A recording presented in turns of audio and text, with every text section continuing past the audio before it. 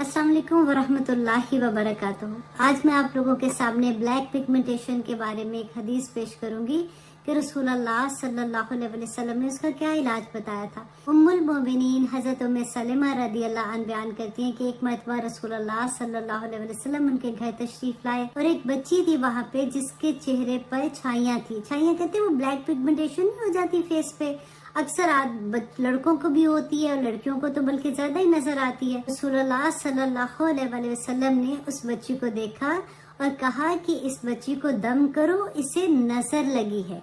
और अब देखिए कि जिन लोगों को छाइयाँ पड़ी होती हैं और वो चेहरे पे बहुत ऑब्वियस होती हैं और इसका इलाज इतना मुश्किल है कि आप जैसे कितनी भी क्रीम यूज करते हैं तो वो कुछ ना कुछ फिर भी निशान रह जाते हैं। उसका बेहतरीन इलाज ये है कि उसके लिए दम करें और रसूलुल्लाह सल्लल्लाहु अलैहि वसल्लम से बहुत से दम साबित हैं। हजरत आयशा रदियल्लाहु अन्हा बयान करती हैं कि रसूलुल्लाह सल्लल्लाहु अलैहि वसल्लम जब कोई बीमार होता तो अपना दायां हाथ उस पर रखते और ये दम करते थे, अज़हिबिल बास रब्बन्नास वशफि अंत शाफी ला शफाअ इल्ला शफाउका शफाअन ला यगादिरु सकमा।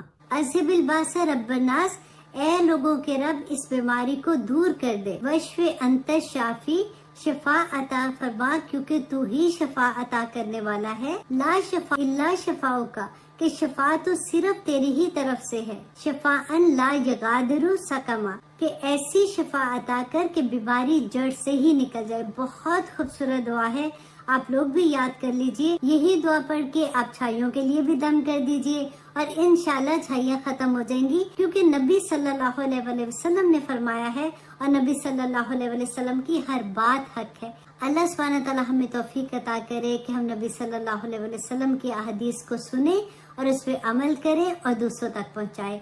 आमीन सुम्मा आमीन। अस्सलाम वालेकुम वरहमतुल्लाहि वबरकातुहू।